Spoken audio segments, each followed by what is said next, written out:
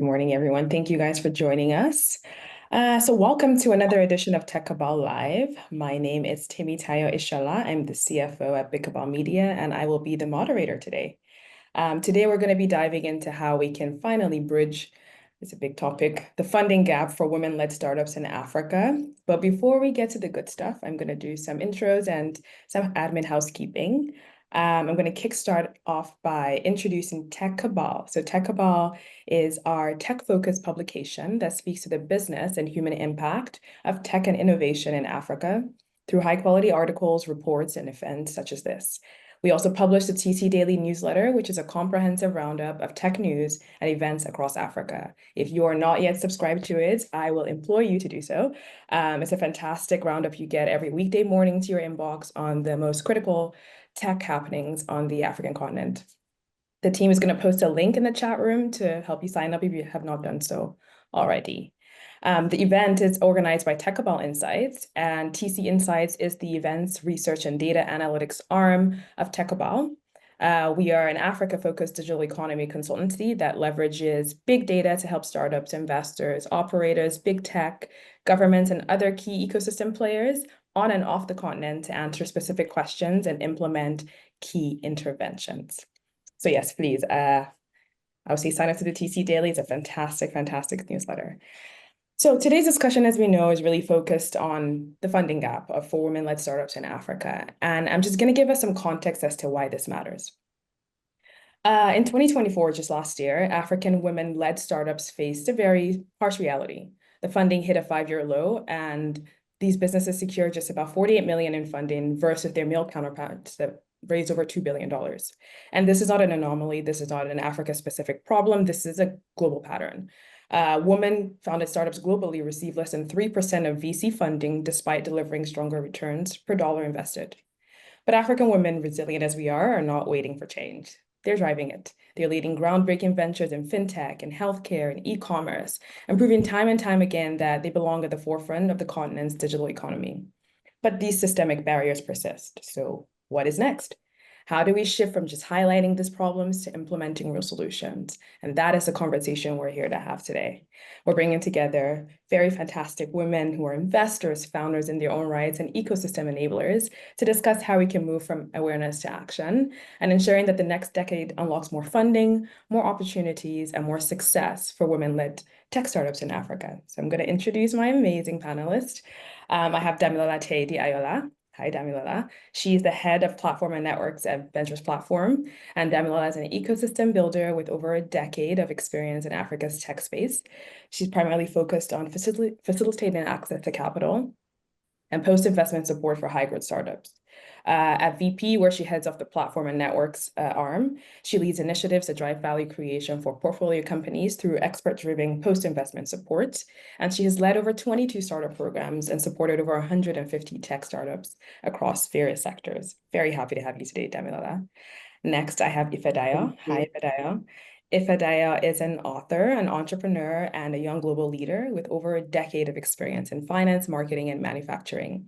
She is the founder of Her Economy, which is a fintech platform dedicated to helping women grow their wealth through high-yield savings, financial education, and exclusive benefits. And under her leadership, Her Economy has trained over 85,000 women and was selected as NASDAQ's Milestone Makers program and also the Google Black Founders Fund in 2023. Very, very happy to have you here, Ifedayo. Welcome.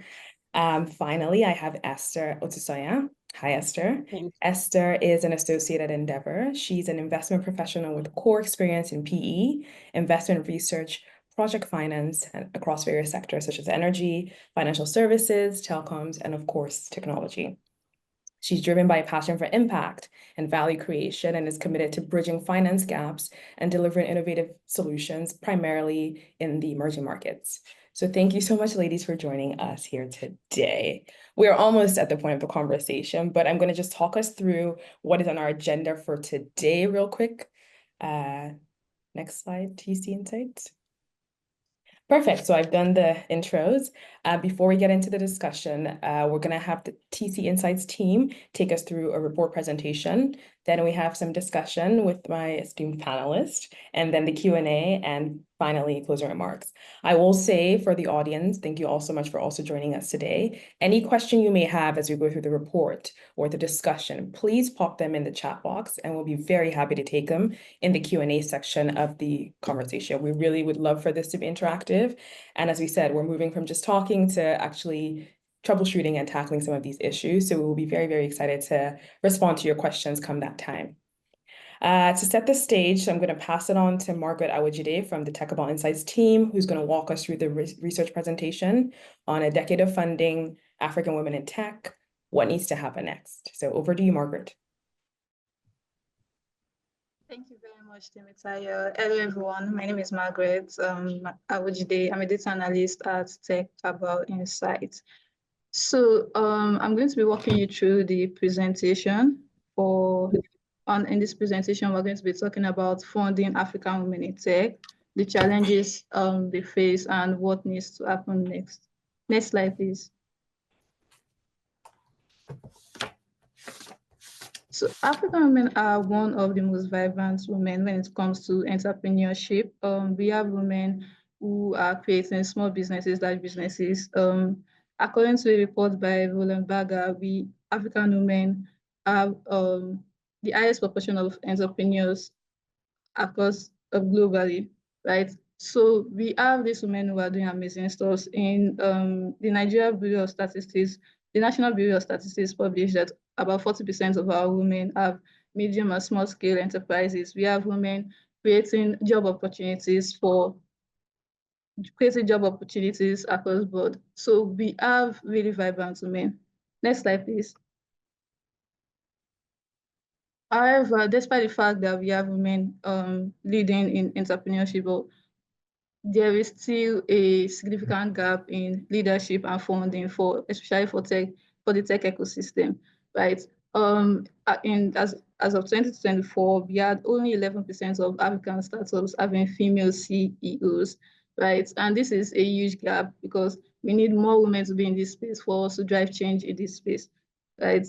And we had only about 70% of women who were co-founders.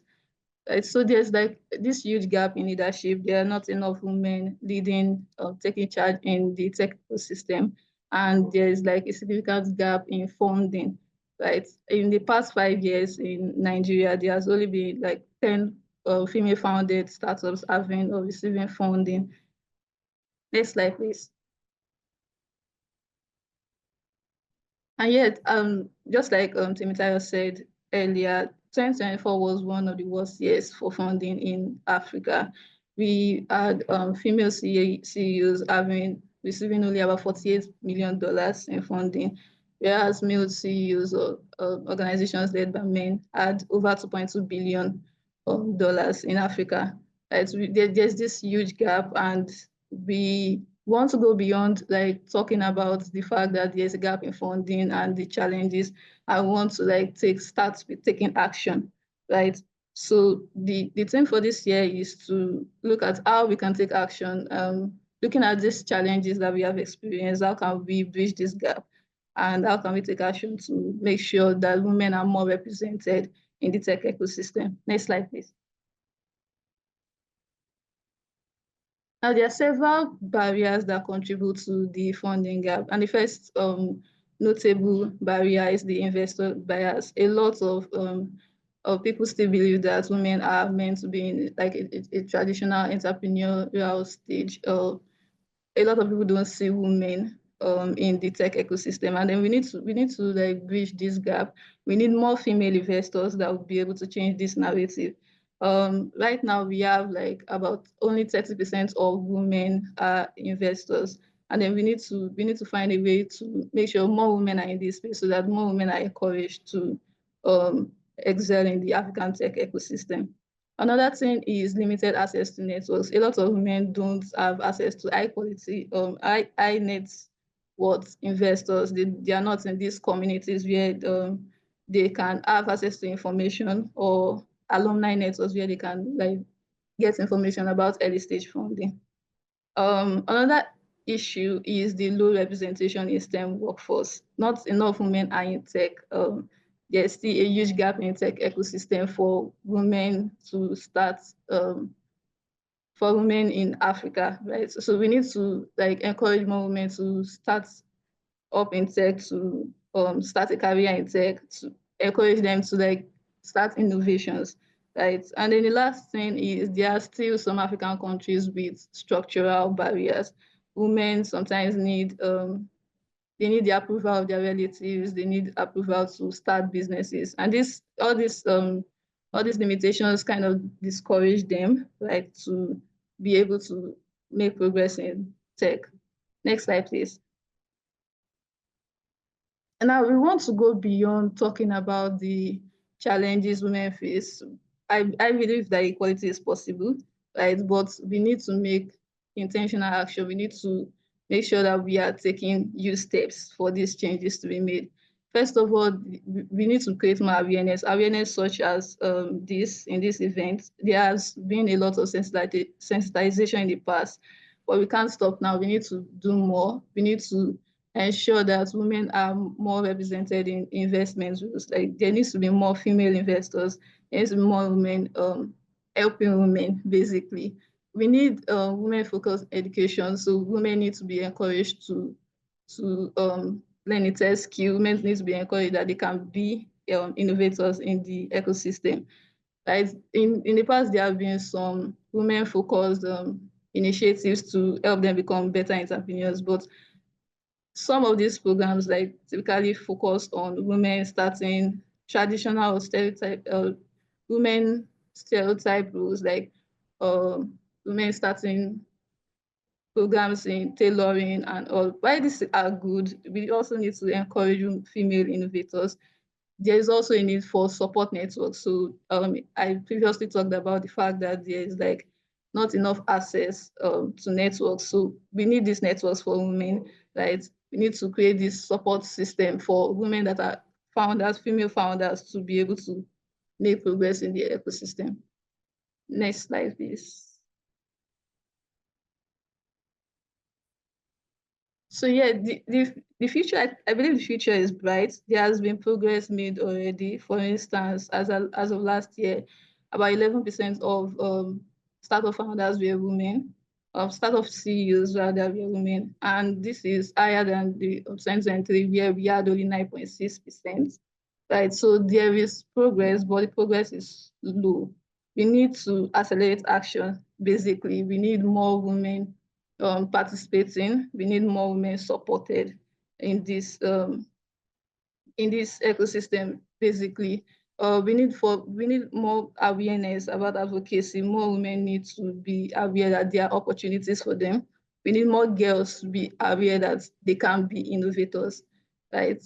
So yeah, I believe the future is bright for us. And women-led startups are very important in Nigeria because this would help to create more job opportunities, to help to put Africa on the map for global competitiveness. Thank you. Thank you so much, Margaret. Thank you for that context setting. So yes, welcome once again to everyone for joining us. If you are just joined us, we're about to be entering the discussion section of this TC Live.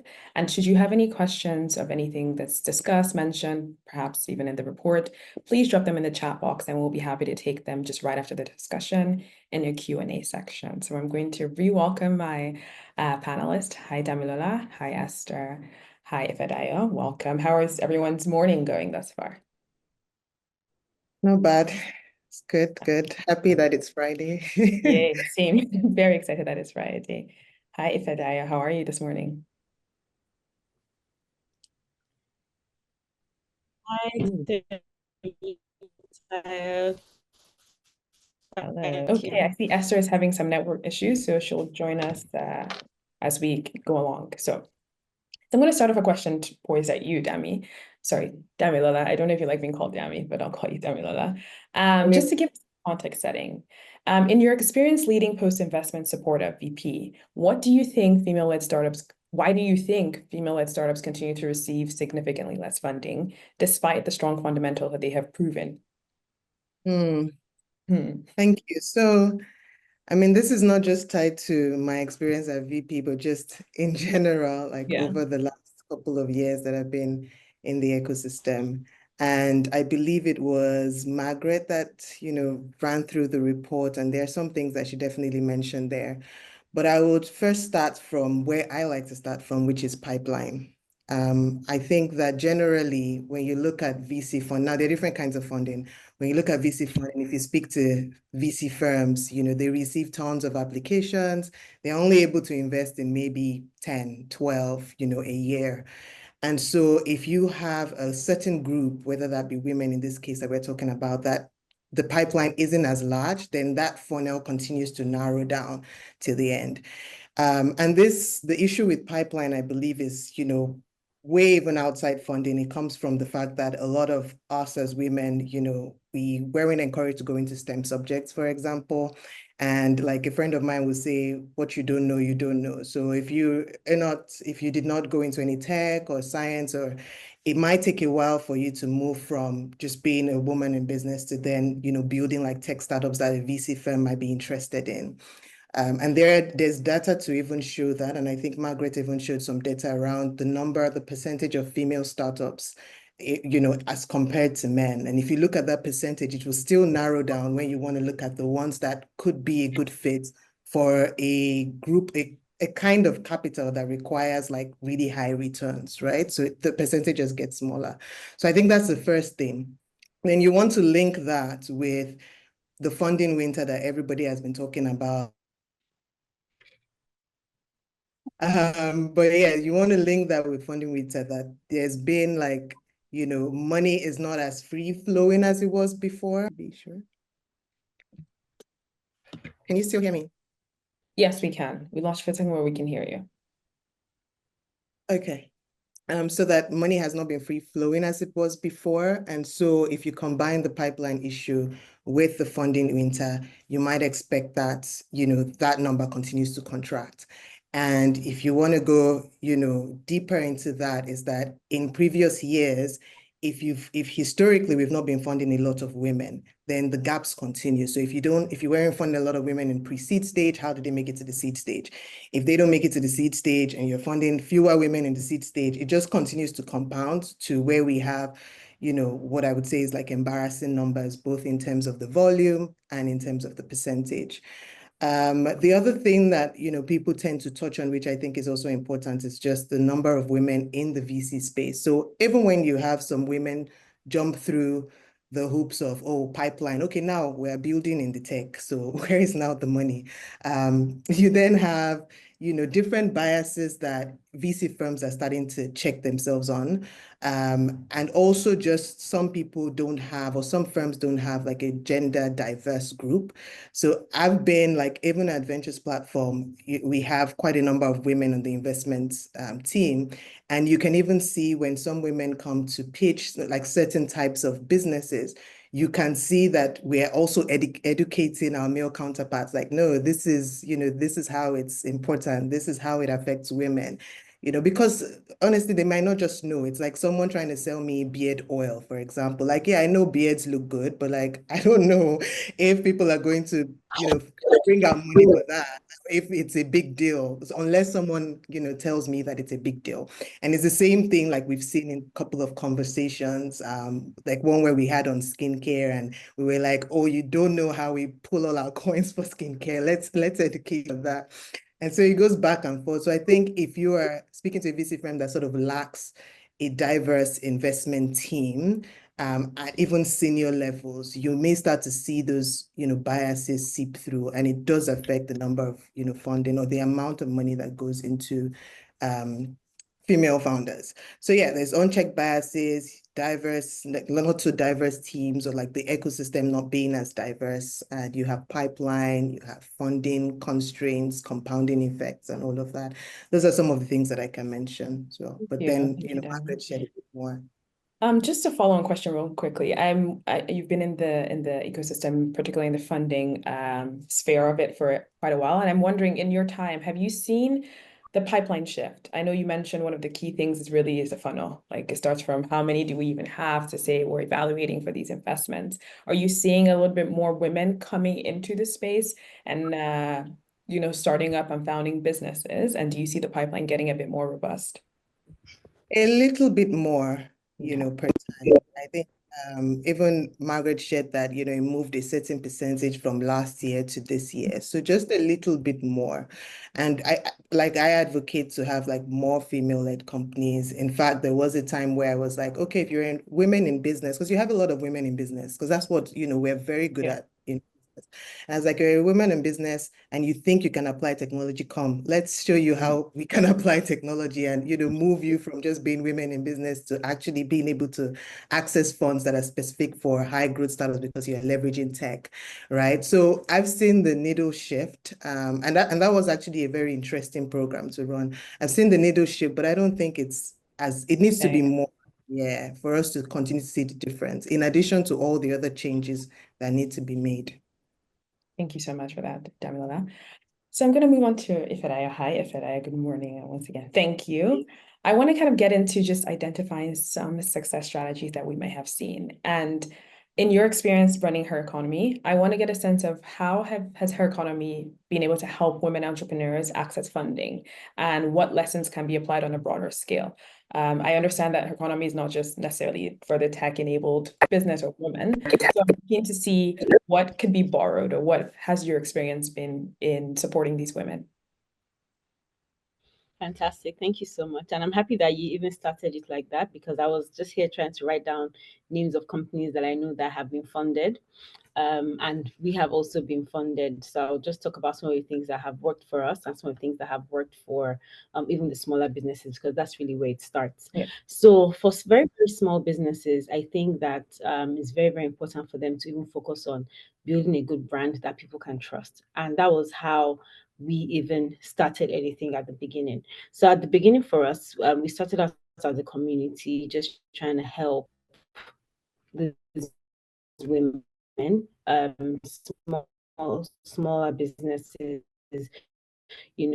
get smaller, whether and there are different types of funding. So I like Dami has spoken about VC. I'll speak on VC and also small grants and even funding that you can even get from potential partners that are in line with what you're trying to do, because that money actually helps your business grow and you can actually take it to the next level. The company I'm about to even call is a company that moved from getting a grant from us at Her, which Damilola works at. So there's a company called Fez Logistics. They do last mile deliveries within Nigeria. When they came to the Her Economy Enterprise Challenge, which is an annual program that we give grants to for female-led businesses, and the grants we give out, the maximum grant is 1.5 million naira.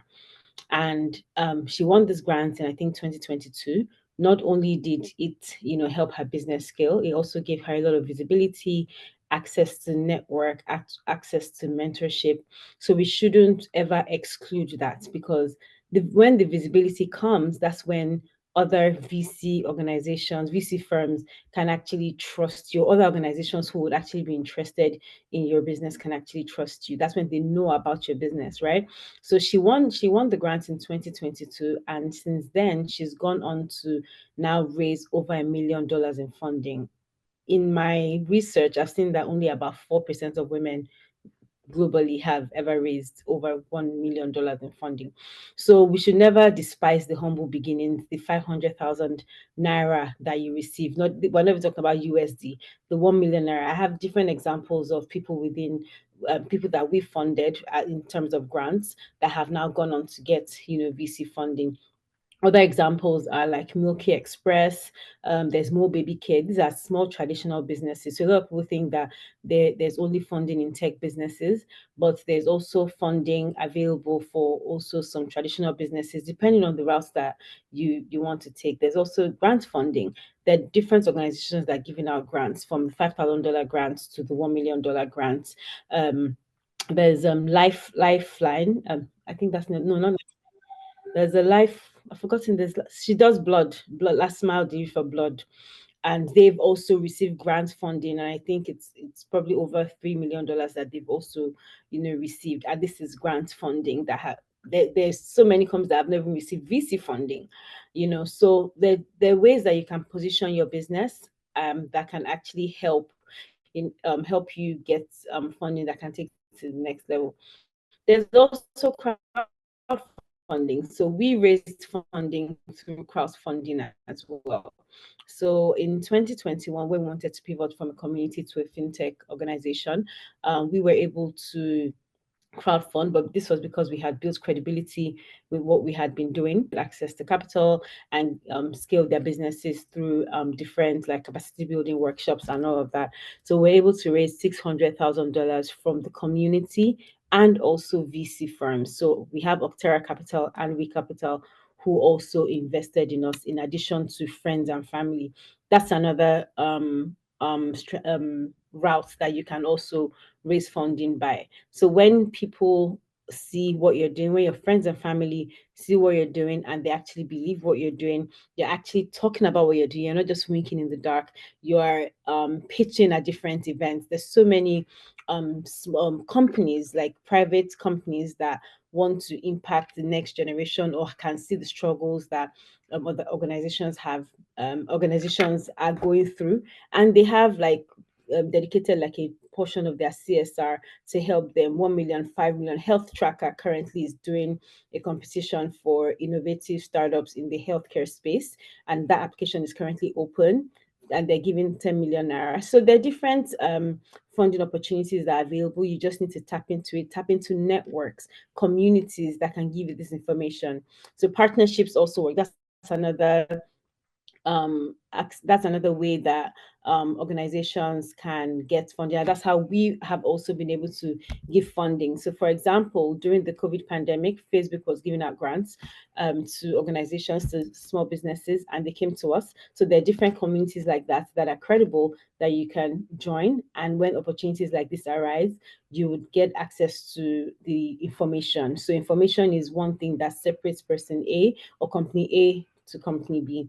So once you're part of those networks, you also get those you get the information and you'll be able to tap into the opportunities. Thank you. Thank you so much. And I actually have like a follow-on question from that. And thank you so much for kind of emphasizing how important access to strong networks is and how critical it is for founders.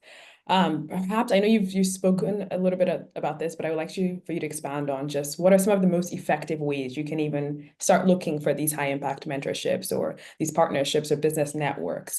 Because as you said, information is power, or even just understanding how maybe you've approached that from a strategy point of view might be helpful to the audience. Yeah. So I will give a list of communities that you can join that curate. So Her Economy, we curate some of these opportunities. So we send it out every Wednesday. So opportunities that we find globally that can help you, that can take your business to the next level. So some of them might be just a program that you can join. So not necessarily funding related. And further down the line, they may come out and say, oh, we're actually giving out funding. You don't know that from the beginning. So sometimes when you join those small communities, so for example, the IFC, they have a program called She Wins Africa, where they give access to like mentorship, funding opportunities, and all of that. But at the beginning of the program, there was no funding, attached to it. But we know further down the line there would be some sort of funding opportunity that would come. But at the beginning, the opportunity wasn't there. But we've gotten so much more. So we went to very recently we went to Kenya, and we had to pitch our businesses to different companies, and I've already had meetings with like different VC firms from that meeting. So getting access to that information that program is going on is very, very important, because if you don't know what you don't know, you don't know what you're losing. You just start seeing other people tap into that. So that's one. So Her Economy is one. There's also Premier BN community who also curate some of these opportunities. So for example, I recently saw like the Bank of Industry is trying to give funding to businesses and they've partnered with them, and a survey is currently going on what are the needs of the people within the community need and all that. So that's another community that you can join so that you can get access to this information. There are also like events that happen.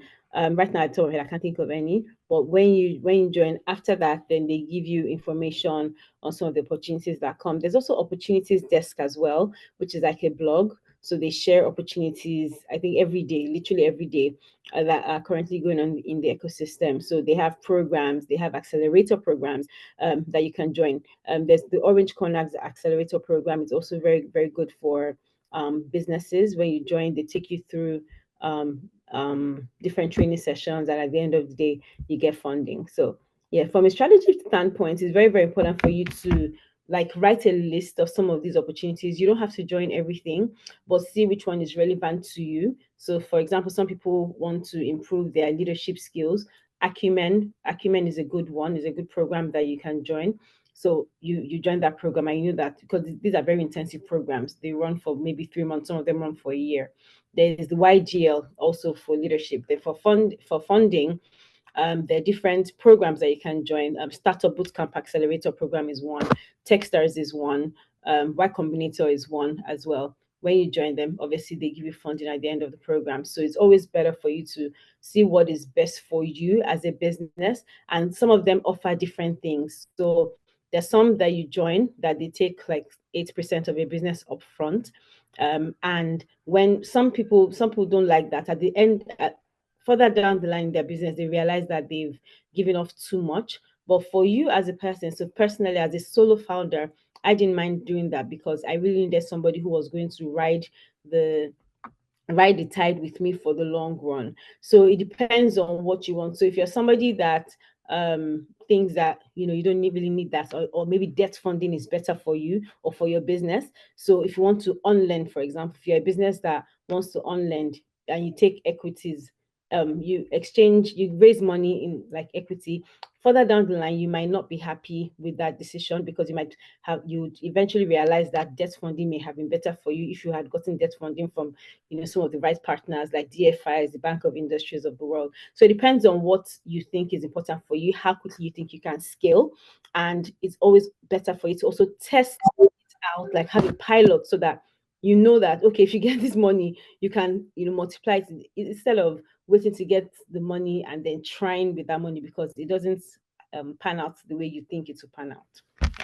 Thank you so much for that, Ifedaya. And everyone, as you heard it, her economy is collating all this information for you. So follow them on all their communities across, I reckon, socials and their own platforms for this information. But thank you, Ifedaya. Hi, Esther, welcome. I have a question for you, just kind of a follow-on to what Ifedaya touched on. So at Endeavor, you work closely with some high-growth startups. I want to get a sense of what key trends among female founders that you've spotted who have successfully scaled their businesses despite whatever funding challenge they might be facing. So I want to kind of pull out what other female-led startups can find and glean from these success stories. So yeah, over to you. Speaking with founders over the years, and you can see that from the key trends that you can highlight from um, um, female founders, they are quite resilient, like because they know they do not have access to what their male counterparts have. So just have to put their all in it. So they are quite resilient and they just like quite focused on whatever it is like that they really want to do. So the focus for I wouldn't say the focus for female founders are extra, but it is actually more because their resourcefulness too as a female it just comes out to play out. And you can just see that playing as whatever they do, like they optimize operations and they're able to scale, often with less capital, like everyone has mentioned. So, and also the fact that female founders know that they do not have access to a lot of resources, they then maximize their partnerships, like strategic partnerships. So instead of just waiting for help to come, instead of waiting for capital to come or VC funding, they collaborate with corporate partners and ecosystem players like Indeed just to accelerate their growth. And using what they have already, I mentioned resilience, resourcefulness already, they try to leverage other things that they can, that they have. And most of all they have, like they try to bring in tech. So they have that most female businesses that you see, apart from just their what they bring on, their personal like objectives, skills, expertise, they try to utilize tech to actually scale. So many of them use this tech like digital platforms across different verticals, fintech, healthcare, just to be able to access like their customers and grow on their business. So capital is one piece of it, but executing and strategy matters. And I see that female founders, they actually do play well in this space as well. Sorry, I wanted to add to what I had said before in terms of like the strategy, just like give it like a list. So I think it's very important the way you present yourself. So even when you're pitching to investors, right, you have to show that you have that consumer insight, your particular consumer insight. Like you have to know that you have to show them the data and they have to believe that you know your target audience. That's very, very important. You have to build a strong narrative. You have to also demonstrate financial acumen and competence, because a lot of founders, they a lot of even if you don't know it, you have to show that you have that skill set on your team. So once you have that, I think that is very, very important. Then you have to showcase traction. So there are many times that you go and pitch to investors that you don't necessarily, a lot of them bite on it because you actually show traction, you actually show that you have users. So I know a company who is not necessarily in tech, who has raised funding like a tech company, and the company is called Uncover. They've raised the exact same way. They've raised from tech investors. That's what I mean. And it's very, very difficult for you to find companies like a skincare company that can raise from a tech investor and the way that they've had. But the way they've been able to do this is because they've been able to show traction. They're currently in Kenya, they've opened up in North America, they've opened up in Nigeria. And I remember like literally, how they started. So when you can showcase traction, it's all about profitability, and route to scalability for the investor, right? Once they can see it, obviously some of them can bend their because they already know the kind of companies that they want to invest in. Some of them are sector agnostic, some of them don't mind. So for the ones that don't mind, they would actually bite on it because they know that you can scale quickly. And those investors also have networks of other investors, so they can, even if they can't invest, they can also introduce you to potential investors that would actually be better for you. So I know a company who wanted to raise funding for their businesses, and their spa, and they had opened up in different locations. And I was like, my investor would definitely be interested. I spoke to one of my investors, and he was like, even though I'm interested, but I don't think our money will be a good fit for them. But I can introduce them to other investors who will be absolutely fantastic for them. And they actually did that. So traction is very, very important. And then utilize gender lens investing. There are a lot of companies now that they have that mandate to invest in women or female-led businesses, or female businesses that actually affect women. So there are men that own businesses that actually help women. So for example, I think the Flow app is one of those kinds of businesses. So if they see that, okay, this business can actually help the lives of women, then you're more than likely to invest. I just wanted to just touch on that when it comes to like strategy. Yeah, thank you for that. Damila, I see your hand up. Do you want to chime in? Yeah, so I wanted to add a few things. So one, I think sometimes I've done a couple of, fundraising sessions, how to fundraise pitch deck. And one of the key things that I think is missing is also that people just don't understand how VC works. And there's no time to go into that, but you need to sit down and see, how does a VC firm actually raise money? What is the expectation of the VC firm from the investors they raise money from? How do they operate? And then make a decision as to, is this type of mindset right for my business? And if it is, how do I align with it? Once you are able to understand the person you're going to meet, then you know how you're going to pitch to the person. So things like, even some VC firms cannot invest in competing businesses sometimes. And then, but if you don't know that, you look at this firm and think, oh, they've done fintech in my space, I'm sure they will want to invest in me. They would not, because they have a thesis that they may have shared, or maybe when you were pitching, you forgot to ask. So I think it's very, very important. This is not just for men, for women. It's also, it's not based on any gender, but of course we're talking about women, so I'm dropping those nuggets for women. The second thing is what Ifedayo had mentioned in terms of strategic networks. There's a particular female founder that joined a program of ours. It did not, this was when I was in a previous role. It did not have funding, but one thing she said really stuck with me. And she was like, I just moved to Nigeria. I need the networks to know where to go. And I've looked at you guys' program. I can see all of the partners that you're connected to, and these are networks I want to be in.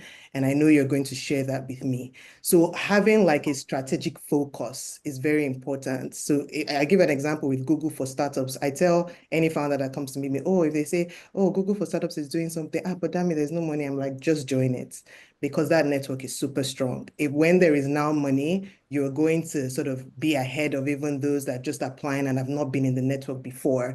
And there's so many opportunities with like the Google for Startups network. So it's always good to understand the networks, the accelerator program you're going into, or the incubator, or the opportunities you're reaching out to, and all of that.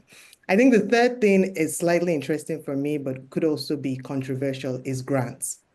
Now, there was a report that I was involved in, and in that report, what came out of it was that there is a negative connotation to grants in some countries. So if you're, as they found that women founders had a lot of reliance on grants, and they couldn't get subsequent commercial funding. Now, the interesting bit of that report is that men did not have the same issues, right? So this, if the same amount of people, like men and women, took grants, men were likely to raise commercial funding, and women were less likely to raise commercial funding. Now, they brought up a few assumptions that possibly men don't announce all their grant funding, but we do as women. There might be different, things to it, but it was just worth looking at. And one of the things that came from that is a strong, if you are raising grant funding and you feel like you're going to raise commercial funding next, you need to make sure that there's an alignment between the metrics that the grants funder is giving you and of a commercial investor, and that you don't fall into the trap of just then being very impact focused because you've applied for multiple grants, when in the long run, you actually want to go to commercial investors. If something already has a negative connotation, you need to go above that negative connotation and plan yourself properly. Announce grants, or you just plan that your metrics are very aligned with commercial investors. It's important. One country, if you look at the data, yeah, and what they've shared in the data is that they were able to sort of align grants with commercial funding, in addition to just having more female investors in their ecosystem. So it's worth looking at that data as well. Grant is, we found that is important. They have been involved in grant giving, but it was very surprising to me to see that, and just how, unfortunately, as women, we just have to be more strategic to overcome certain things that men don't have to think about, because why is there a difference? But wanted to mention some of these things as well. Thank you. And that's actually very useful. I did not know that the follow-on from commercial funding was this disparity just from who got grant funding and from a gender lens. That's very interesting to know. But thank you for that insight. Just a little bit of housekeeping. I know I mentioned earlier, drop your comments in the chat box. I'm sorry, they told me I did it wrong. Please drop your questions in the Q&A section, and we'll be happy to take it. For those of you that have dropped it in the chat, we will collate it and we will address them. But going forward, please pop the questions, and there's a Q&A box in the more section of the Zoom app. So please, yes, indulge me. Thank you so much. Jumping back in. So I know we've kind of touched on this already, so it's a perfect segue into this question. But what structural changes are needed in like the African venture funding ecosystem to make capital more accessible for women-led businesses? I mean, you just spoke about how even if we were thinking, yes, there was a funneling issue, but when you look at the fact that from a grant point of view, if you're using the same volumes, from a commercial point of view, there's less of a bite from the venture funders. There's clearly a disparity. There's clearly a gap. So my question is, I'm throwing this open to all three of my wonderful panelists, what structural changes do you think are needed in just the funding ecosystem as it is today? I could start. I think on the VC side of things, there needs to be more intentionality. There's a lot of biases that you don't even know you have, right? That you just need to constantly check yourself. And sometimes when you look at your data, you are able to check yourselves. How many women did we actually get into our pipeline? How many, of all the announcements that were made, how many of those, if there were women in that announcement, funding announcements, how many of them did we see, and are we doing a good job of that? So yeah, and if we're not, why? Is it in our team setup and all of those things? So that's one thing that you can look at. I think somebody also asked the question about what do we then do about pipeline development? There are different layers to that, which is one, encouraging more women to go into STEM subjects so they are more, knowledgeable, and you have them then flowing into different tech areas like founding tech companies and all. But also the accelerators, the incubators, the opportunities that Fedayo mentioned are very, very important as well. And, just encouraging more women to go into these networks and programs would then help bubble up that pipeline. So I think that's, also important from the pipeline perspective. On the VC end as well, it's just, like I mentioned, decision making. Have a diverse team, it helps. Have a commitment within your firm to say, hey, we're going to invest in a couple of women, or in a percentage of our investments this year must go to women. There's a lot of gender lens, strategies that you can put in place as well. There external commitments you can make so that you're also accountable to others besides even your internal commitments. So I think it's just a lot of intentionality. It's a lot of, changes in how like your mindset is, and training your mind, looking at the data, actually opening yourself to being educated as a VC firm or as a VC professional, whether you're a man or a woman. Very important, whether you're a man or a woman, because some women will feel like, oh, I'm a woman, I don't, I understand. But sometimes you have to also check yourselves. So whether you're a man or a woman, all of this education is important as well. And then, like I mentioned, the whole pipeline thing, and all of what all my panelists also mentioned around what the women also can do. Perfect. Thank you. Yes. Hi, Fedaya. Are you speaking?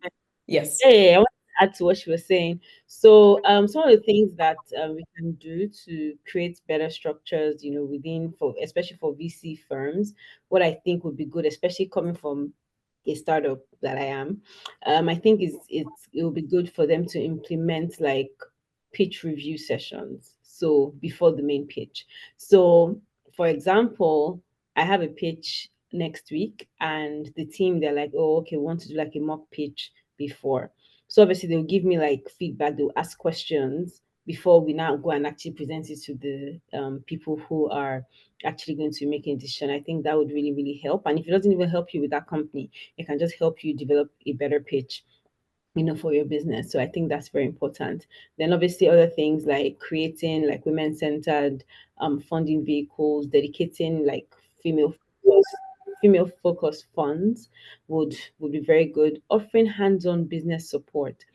A lot of businesses struggle, so, and that can also help with the pipeline thing that Dami was talking about. So even if you're not even if, I know that is very difficult, and VC firms are not superheroes, they cannot help everybody, but they can have a pool of businesses that they're supporting beyond their portfolio companies.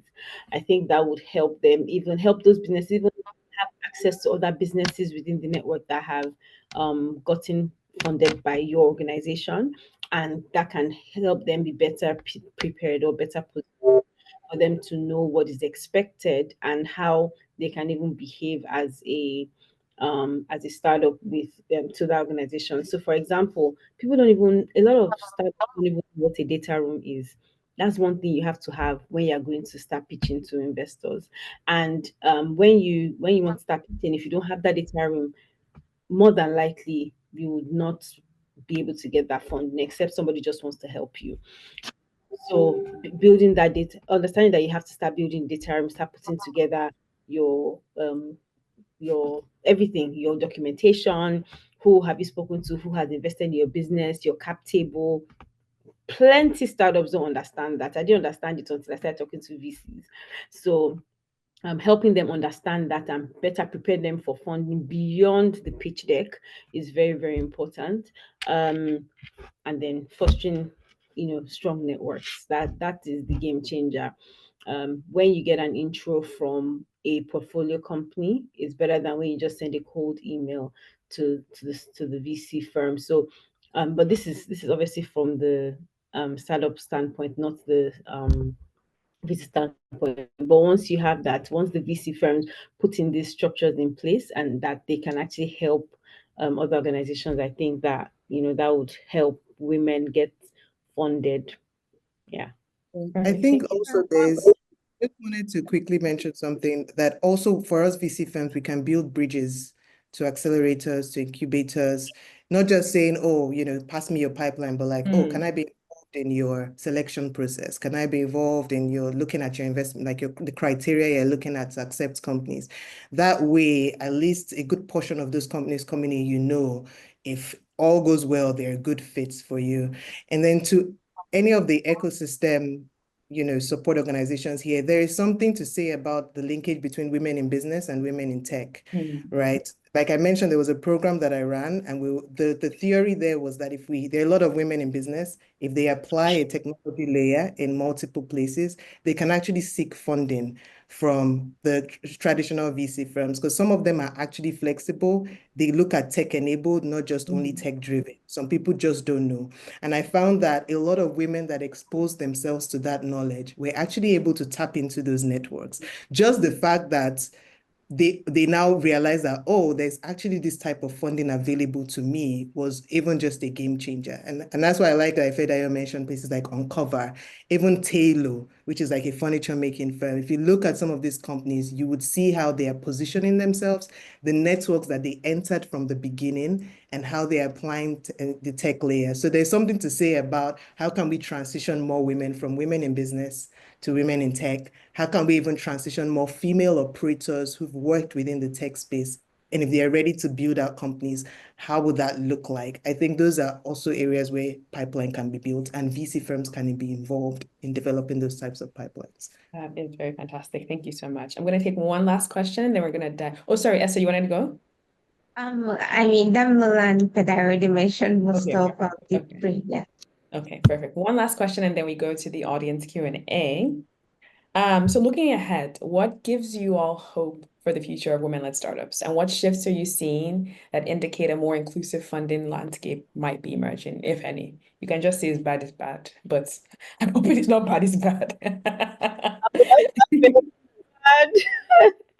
It's so good. Like last year was horrible for I like the way you guys started this session. Like last year was like fire on the mountain. A lot of companies died, and I'm just so thankful that we're still standing.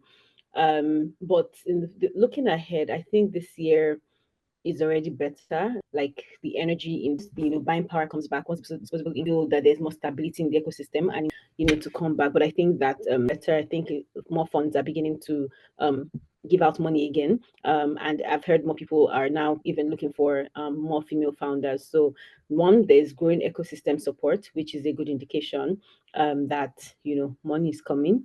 There's also increasing awareness of gender biases that we face, and there's a lot of visibility as well on the women that are doing well, that have raised funding. So for example, Fez, she's doing very well, which is one of venture platforms startups. So I think people shining light more on women like that. Shotclass, for example, is another organization that is also doing very well, they've raised funding. They've also been able to help other people within the ecosystem with access to information, access to networks, mentorship. I know Sheon just recently finished the mentorship recently. Yeah, I think I think the future is bright, and I'm excited about what is to come. So Love that more on. money. Thank you. That's a nice note. Demi, Esther, anything you want to chime in here? Well, I think the momentum is undeniable, and you can see this happening in other markets. Like Endeavor went 45 plus markets like around the world, and we see the momentum of how women-led startups is growing, how they are accessing capital as well. That just needs to be replicated in Africa. And in Africa already, we are seeing how more female investors are stepping into venture capital, and now this is increasing like access to capital for women-led businesses. And also the fact that, I mean, Ifedera mentioned during our talk as well, alternative funding models are expanding. So this is giving like women-led startups more like avenues to actually show what they're doing, And it's just the momentum is undeniable. We just think if we can continue in this path, I mean, the hope is, I have hope. I hope everyone has hope also. Thank you so much, Esther. Yeah. Damilola? I mean, last year was bad. I can't even lie.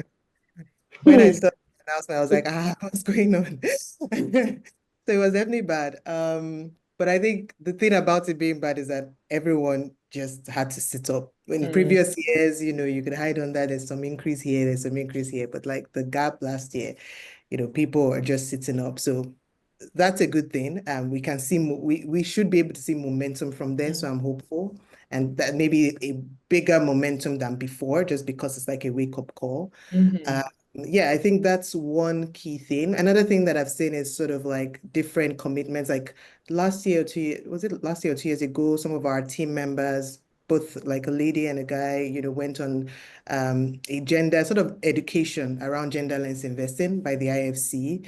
And there were a couple of others on the program. You also have something called a 2X challenge by a couple of DFIs, and DFIs are typically limited partners and funds. And so they're calling for like commitments from different funds to say you're going to have sort of gender lens things in place to ensure there's improvement in funding, but also in other areas as well. So I believe more of these things and just the momentum we'll get from the reality of last year makes me hopeful. We check again next year and see. We will check again next year. Thank you guys so much. Thank you for your responses and thank you for inspiring. I love how we ended on a hopeful note, so thank you. I'm going to quickly run to some of the questions that the audience have poised for you all. And thank you to the audience for actually asking these questions. The first on the dock is from TD. Hi, TD. Do you think having women now leading ecosystem organizations like AfriLabs, ABAN, and AVCA will make a difference on the 2%? I can answer. Ideally, it should. Yeah, ideally it should. Will be surprising if it doesn't. Ideally, it should. But like I said, the wake-up call is for everybody. It won't be, I would like to recommend that even as women, we don't like sit down and say we know better, but like we also do our own education, attend some of these courses, see what the biases could be on our own end as well. Because once we are more informed like that and we've checked ourselves, we can push for certain things.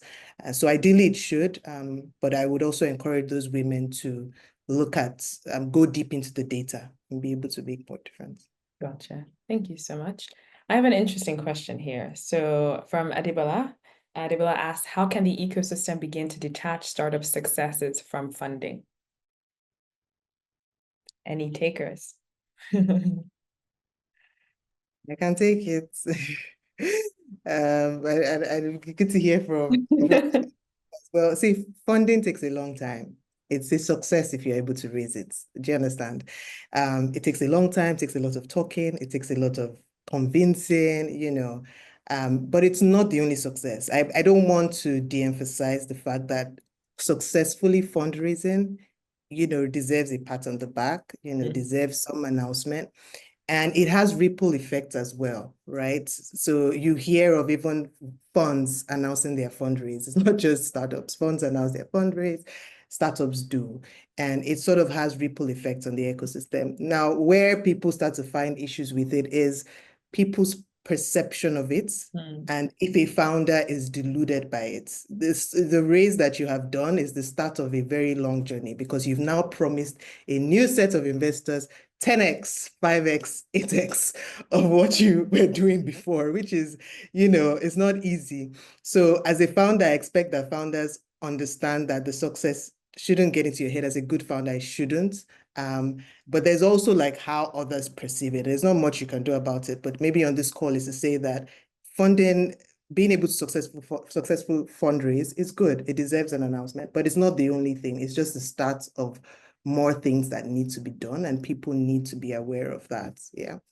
And maybe like the media, high tech about, there are other things that you could also highlight that would help in terms of like, oh, I think it was PiggyVest that had disbursed certain amounts of money, you probably maybe did an article on it, but diving into that as a marker of success also helps the external perception of what success is in the startup world. It is funding, it is growing your business, growing your customers, being profitable. Those kinds of things also need, you need to shed light on them. But funding is also, successful.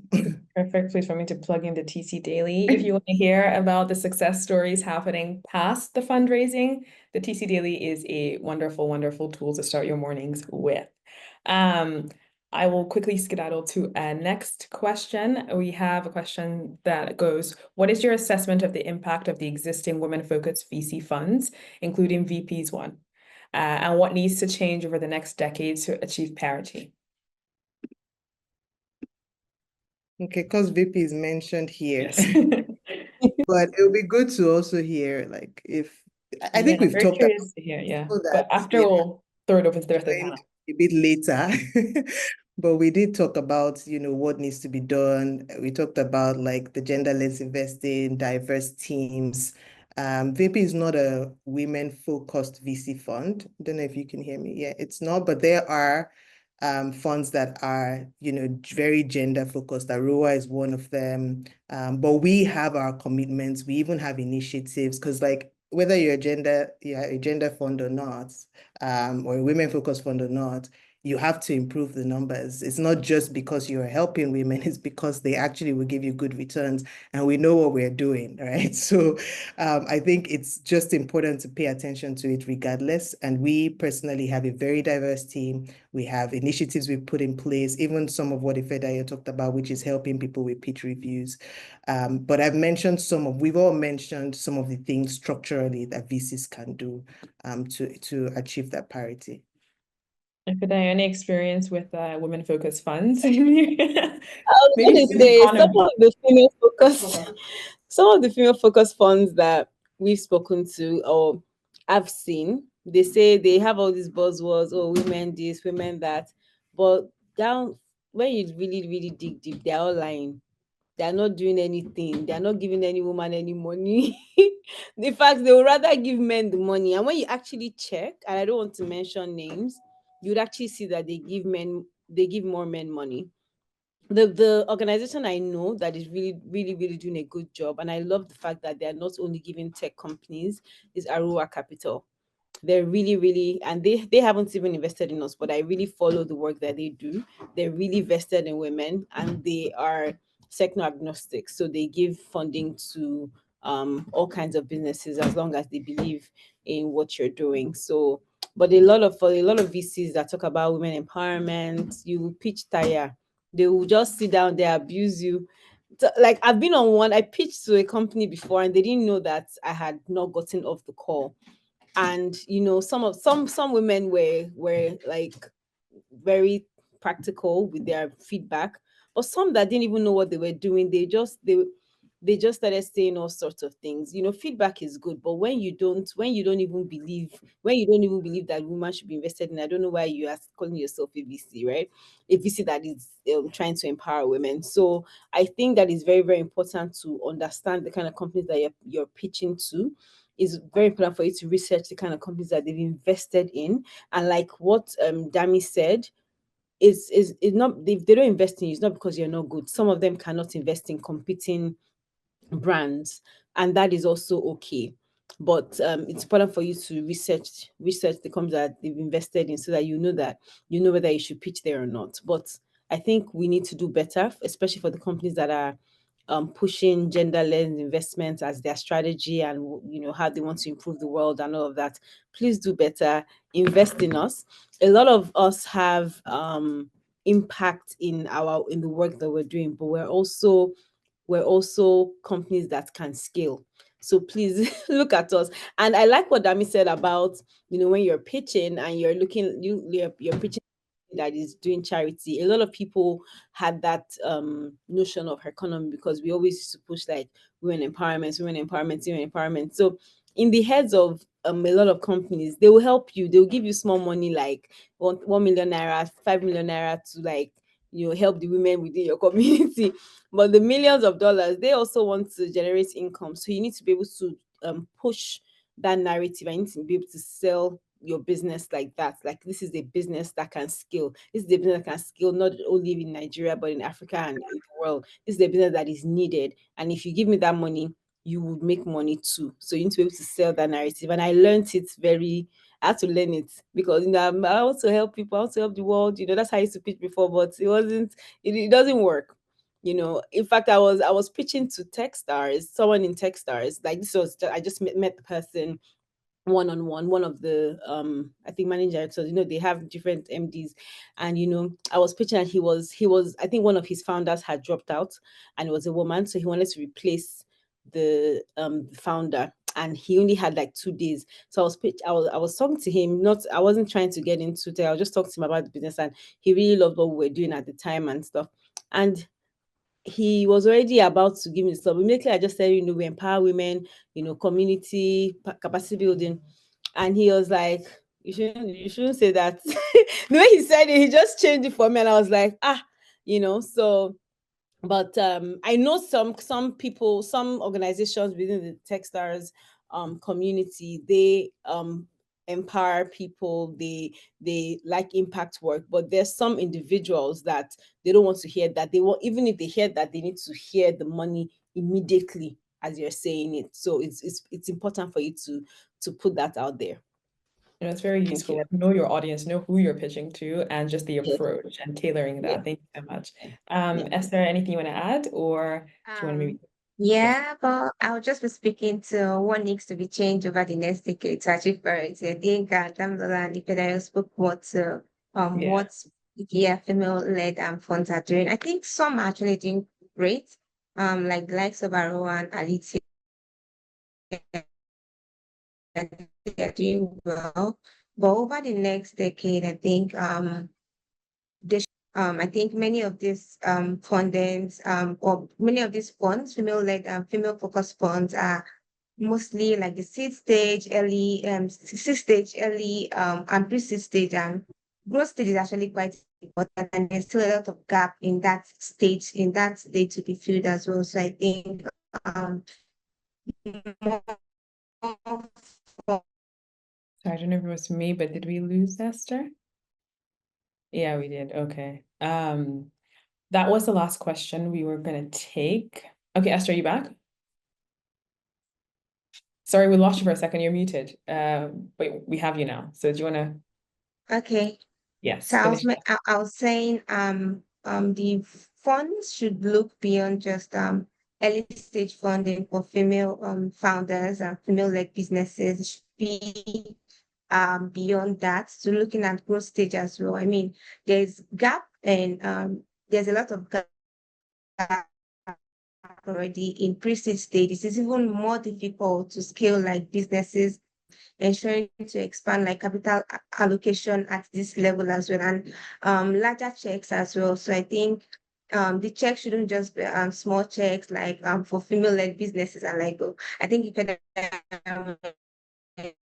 mention that like for reserving the small checks for female-led businesses and the big checks for the male-led business. I don't think that's something that should continue to like happen. There should be like ensure that capital allocation is actually optimal regardless of gender. So I think for the long run, there's still just a lot of things that needs to be done to achieve parity, but I think we're already on that path already.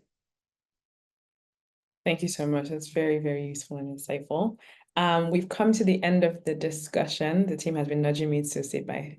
But thank you guys all for participating in this conversation today. I'm going to ask our speakers, are there any final thoughts you want to drop for our audience before we end for the day? Can also be no, that's fine. Let's take action. Let's move. Let's each person take action, whether you're a VC firm here, an ecosystem, entrepreneur support organization, whether you're a founder. I think there are nuggets for each person and, take home assignments for everybody here. Perfect. Thank you, Dami. Ifedayo, Esther, any last words? Yeah, last word is give us money.